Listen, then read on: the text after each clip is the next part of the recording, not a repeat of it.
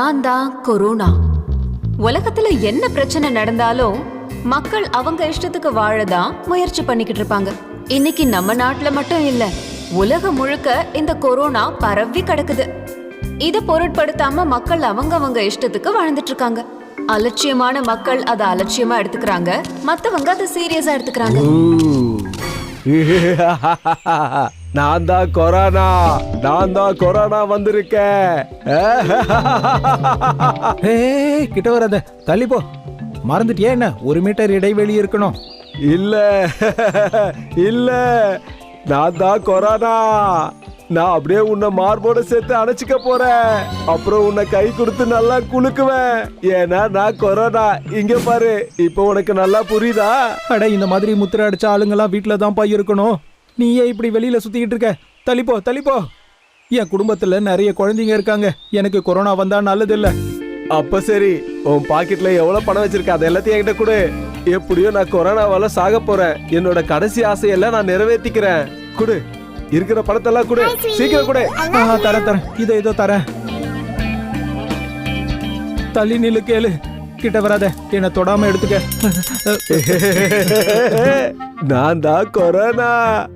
நான் தான் கொரோனாப்பா.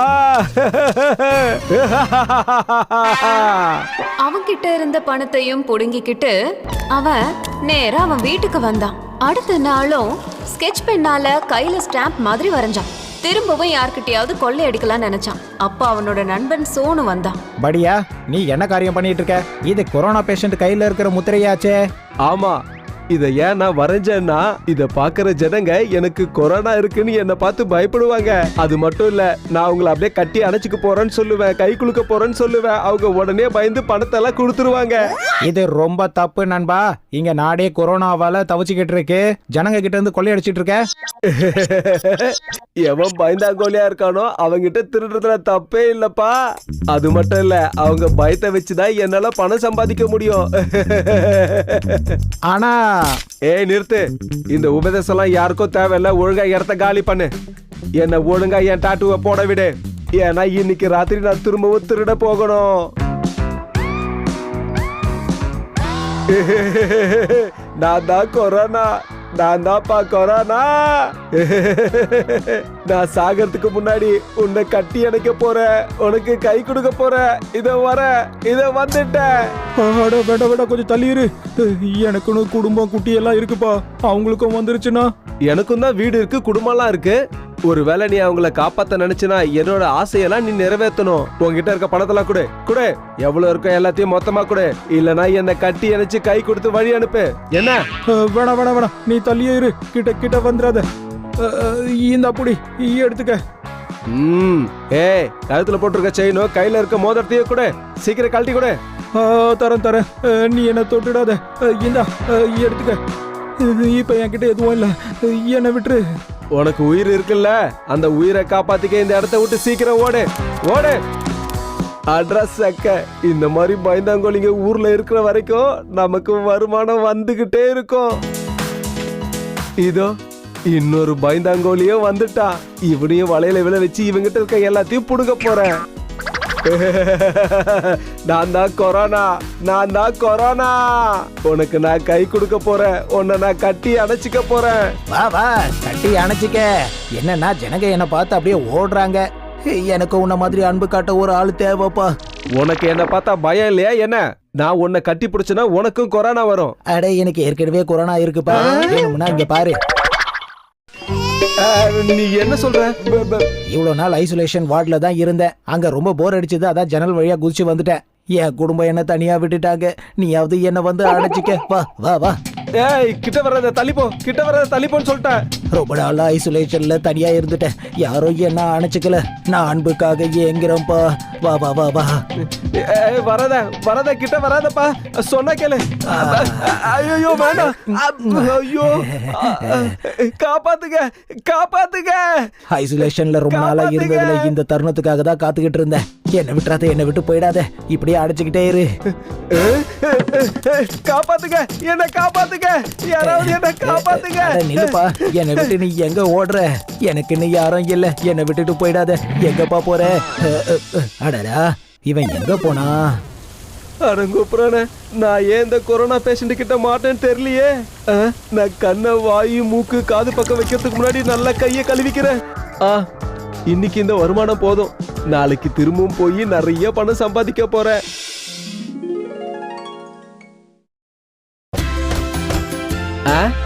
இந்த காலங்கத்தால யார் பையனை தட்டி எழுப்புறது? இவன் தான் இவனை முதல்ல புடிங்க. அட என்ன என்ன என்ன என்ன என்னாச்சுப்பா? நேத்து ராத்திரி ஒரு பேஷண்ட் ஐசோலேஷன் வார்டுல இருந்து தப்பிச்சிட்டான். அவன் ஊர்ல உள்ள எல்லா மக்களுக்கும் கொரோனா வைரஸை பரப்பிக்கிட்டு இருக்கான். அவன் யார் யார்கிட்டலாம் போனானோ அவங்க எல்லாரையும் கண்டுபிடிச்சி அவங்கள ஐசோலேஷன் வார்டுல கொண்டு போய் வைக்கணும். அவன் உன் பக்கத்துலயும் வந்தான்ல, வா எங்க கூட. வேண்டாம் வேண்டாம், என்ன விட்டுருக்க. காப்பாத்துங்க காப்பாத்துங்க, என்ன காப்பாத்துங்க காப்பாத்துங்க, யாராவது என்ன காப்பாத்துங்க. இங்க என்னப்பா நடக்குது? இங்க என்ன பண்றீங்க? தயவு செஞ்சு என்ன விட்டுடுங்க. உன்னோட சேஃப்டிக்காக நீ இந்த வார்டில் தான் இருந்தாகணும். உனக்கு ஒன்றும் ஆகாது. இன்னும் கொஞ்ச நேரத்தில் டாக்டர் இங்கே வந்துருவாரு. அப்புறம் இது குணமாக அவர் உனக்கு மருந்து கொடுப்பாரு. ஐயோ, நான் சொன்னா கேளுங்க, எனக்கு ஒன்றும் ஆகலை, என்ன விட்டுடுங்க. ஆய மூடு. எல்லாரையும் தான் சொல்றாங்க எங்களுக்கு ஒன்றும் ஆகலைன்னு. உங்களுக்கெல்லாம் ஒன்றும் ஆகாது. ஆனால் உங்களை பாதுகாக்க வேண்டியது எங்களோட பொறுப்பு. வாயை மூடிக்கிட்டு இதே வார்டில் இருக்கணும். என்ன? நான் இப்பவே சோனுக்கு போன் பண்றேன். அவன் தான் என்ன காப்பாற்ற முடியும். இந்த ரூமுக்குள்ள வந்ததுக்கு அப்புறம் எல்லா அவுட் கோயிங் இன்கமிங் எல்லாம் கட் ஆயிடும் தம்பி. இங்க பாருங்க, எனக்கு ஒண்ணு அவள சொன்னா கேளுங்க. நான் இப்ப என்ன பண்றது? நீ எங்க ஓட பாக்குற? இனிமே ஐசோலேஷன் வார்டுல இருந்து ஓட முடியாது. எல்லார் மேலயும் நாங்க கண்ணு வச்சிருக்கோம். அட எனக்கு ஒண்ணு ஆகலைங்க. நான் சத்தியமா தான் சொல்றேன், என்ன நம்புங்க. இது சத்தியம் பண்றதுக்கான நேரம் இல்ல, மாத்திரை சாப்பிடுறதுக்கான நேரம். உன்னதான் வீட்டை விட்டு வெளியே வரக்கூடாதுன்னு அரசாங்கம் சொல்லியிருக்கு இல்லையா? ராத்திரி மட்டும் வெளியே வந்து நீ அந்த நோயாளி பக்கத்துல போகாம இருந்திருந்தா இன்னைக்கு உனக்கு இந்த நிலைமை வந்திருக்காது. ஐயோ, தயவு செய்து நான் சொல்றது கேளுங்க. எனக்கு ஒண்ணு ஆகல, என்ன விட்டுடுங்க.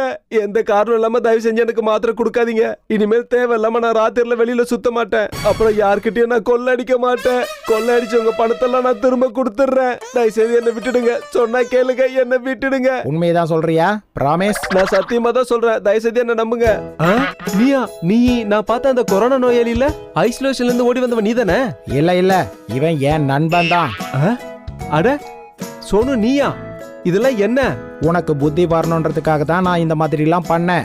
என்ன மன்னிச்சிடு சோனு. நீ எவ்வளவோ எடுத்து சொன்ன, ஆனா நான் தான் அதை கேட்கவே இல்லை. கொரோனாவால பாதிக்கப்பட்டவங்க எவ்வளவு கஷ்டப்படுறாங்கன்றது இப்பதான் நான் புரிஞ்சுக்கிட்டேன். அது மட்டும் இல்ல, இன்னைக்கு ஒரு விஷயம் நான் நல்லா தெரிஞ்சுக்கிட்டேன். நாம எப்படி வேணா இருக்கலாம், ஆனா நாடே மோசமான நிலைமையில இருக்கும்போது அதை சாதகமா பயன்படுத்திட்டு பணம் சம்பாதிக்க கூடாது. வீட்டுக்குள்ளேயே இருங்க, பாதுகாப்பா இருங்க. பையனாக மாறிய பூதம். ஷன்பூர்ன்ற கிராமத்துல ராம் அவதார் அவரோட மனைவி குழந்தையோட வாழ்ந்துட்டு வந்தாரு. அவருக்குன்னு இருந்த ஒரு வயலை அந்த ஊர் ஜமீன்தாரும் அவரோட வேலையாலும் சேர்ந்து அந்த வயலை தன்னோட பேருக்கு மாத்தி எழுதிக்கிட்டாங்க. ராம் அவதார் இந்த நிலத்தை வச்சு ரொம்பவே நல்லா வாழ்ந்துட்டு வந்தாங்க. ஆனா இந்த வயலை இழந்ததுக்கு அப்புறம் அவங்க ரொம்ப வறுமையில கஷ்டப்பட்டாங்க. இங்க பாரு, நான் என்ன வாங்கிட்டு வந்திருக்கேன் பாத்தியா? இவனுக்காக நான் தக்காளி வாங்கிட்டு வந்திருக்கேன். தக்காளியும் வெங்காயமும் போட்டு செய்யற குழம்பு அவனுக்கு ரொம்ப பிடிக்கும். ரொம்ப நாள் கழிச்சு அவன் சாப்பிட. முன்னாடி நம்ம எவ்வளவு நல்லா இருந்தோம், இப்ப தக்காளி வெங்காயம் வாங்கறதுக்கு கூட கஷ்டமா இருக்கு. நாம என்ன பண்ண முடியும்? என்ன நடக்கணும்னு இருக்கோ அதுதானே நமக்கு நடக்கும். நம்ம பையனுக்காக நம்ம வாழ்ந்துதான் ஆகணும். ஆமாங்க, நம்ம கஷ்டப்படுறப்போ நம்ம போலுவை தான் நான் நினைச்சுப்பேன். அவனுக்காகவாது நம்ம ஒரு நல்ல நிலைமைக்கு வந்தே ஆகணுங்க. அவன் நம்மள பெருமைப்பட செய்வான், நீ வேணா நம்பு. ராமமுத்தாரண்ணா, உங்க போலு எப்படி இருக்கீங்க? கேட்டியா ரித்து? நம்ம பையன் ஏதோ நல்ல விஷயம் செஞ்சிருக்கான் போல. என்னாச்சு சொல்லுங்க. இல்ல ராமமுத்தாரண்ணா, உங்க பையன் அங்க ஆத்தங்கரையில. என்னாச்சு அவனுக்கு? அதுக்கப்புறம் அந்த கிராமத்து வாசி அங்க நடந்த எல்லா விஷயத்தையும் அவர்கிட்ட சொன்னான். அந்த ஆத்தங்கரையில இவங்களோட குழந்தை பேச்சு மூச்சு இல்லாம விழுந்து கிடக்குறான் அப்படின்ற செய்தியை கேட்டு அவங்க பதறி அடிச்சுட்டு ஓடினாங்க. போலு மயங்கி கிடக்கிறத பார்த்து ஊர் மக்கள்லாம் என்னாச்சு ஏதாச்சுன்னு அவங்களுக்குள்ள பேசிட்டு இருந்தாங்க. போலுவை இந்த நிலைமையில பார்த்த அவங்க அப்பா அம்மா ரொம்பவே கதறி கதறி அழுதுட்டு இருந்தாங்க. எவ்வளவோ அவங்க போலுவை எழுப்பி பார்த்தோம், அவங்க கிட்ட இருந்து பேச்சு மூச்சே வரல. போலு போலு எழுந்திருப்பா, எழுந்து என்ன அம்மானு கூப்பிடுப்பா. போலு ராமவதார், நீங்க இப்படியே அழுதுட்டு இருக்கிறதுனால நடந்து முடிஞ்ச விஷயம் எதுவும் மாற போறதில்ல. இல்ல, என்ன நடந்து முடிஞ்சிருச்சுன்னு சொல்றீங்க? என் போலுக்கு ஒண்ணும் ஆகாது. அவன் தான் எங்களோட ஒரே சொத்து. அவன் இல்லாம எங்களால வாழ முடியாதுன்னு அவனுக்கே தேவிட்டு போக மாட்டான். அவனுக்கு வெங்காயம் தக்காளி போட்டு செய்யற குழம்பு ரொம்ப பிடிக்கும். அத நான் தயார் பண்ண போறேன். அத அவன் சாப்பிடுவான். அந்த ஊர் மக்கள் எவ்வளவோ சொல்லியும் இறந்து போன தன்னோட பையன் திரும்ப எழுந்து வருவான்னு அவங்க நம்பிக்கையோட இருந்தாங்க. அங்க இருந்த மரத்து மேல ஒரு பூதம் என்ன பண்ணுச்சுன்னா, இதே மாதிரி தானே எங்க அப்பா அம்மாவும் கவலைப்பட்டிருப்பாங்க. நான் இறந்தப்போ நான் இல்லாம ரொம்ப கஷ்டப்பட்டிருப்பாங்க. இவங்க மாதிரி தானே அவங்களும் அழுதுருப்பாங்க. இது ரொம்பவே கஷ்டம். எனக்கு இந்த அம்மாவை பார்க்கும்போது எனக்கு எங்க அம்மா ஞாபகம் வருது. இவங்க ரொம்பவே பாவம். யாருக்கும் இவங்க மாதிரி ஒரு நிலைமை வரவே கூடாது. அம்மா, உங்க பையனுக்கு எதுவும் ஆக நான் விடவே மாட்டேன். அவனுக்கு பிடிச்ச விஷயத்த பத்தி நீங்க இவ்ளோ யோசிக்கிறீங்க. அவன் மேல இவ்ளோ அன்பு வச்சிருக்கீங்க. அவன் உயிர் பொழைச்சு வந்தா நீங்க ரொம்ப சந்தோஷப்படுவீங்க. ராமாவதார் அண்ணா, சாயங்கால நேரம் வரப்போகுது. இறந்து போன பையனை இன்னும் எவ்வளவு நேரம் இப்படியே வச்சிட்டு இருக்க போறீங்க? சீக்கிரம் என்ன பண்ணணும்னு சொல்றீங்க? அவனுக்கு எதுவுமே ஆகலன்னு சொல்லிட்டு இருக்கேன்ல. அவனுக்கு எதுவும் இல்ல. அவனுக்கு எதுவும் ஆகாது. நீங்க 2 பேரும் அழுதுட்டு இருக்கிறதுனால மட்டும் இறந்து போன உங்க பையன் திரும்ப வரமாட்டான். இல்ல.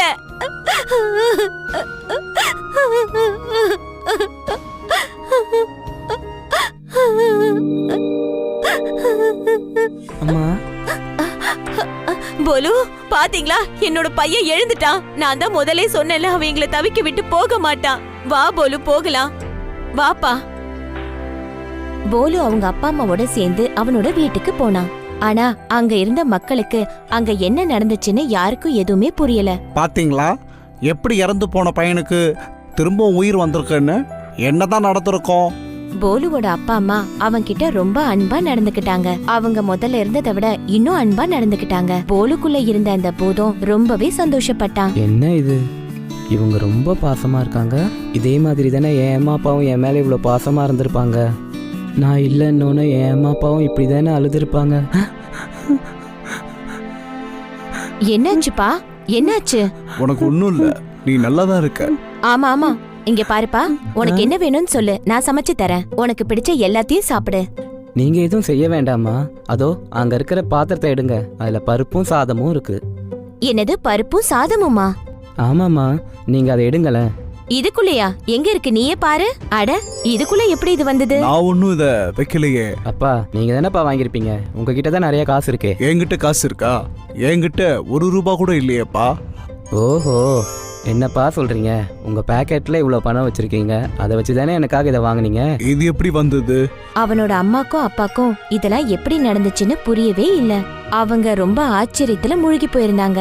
நடந்துட்டு இருக்கிறது என்னன்னே அவங்களுக்கு புரியல. இருந்தாலும் அவங்க பையனோட அவங்க ரொம்ப சந்தோஷமா இருந்தாங்க.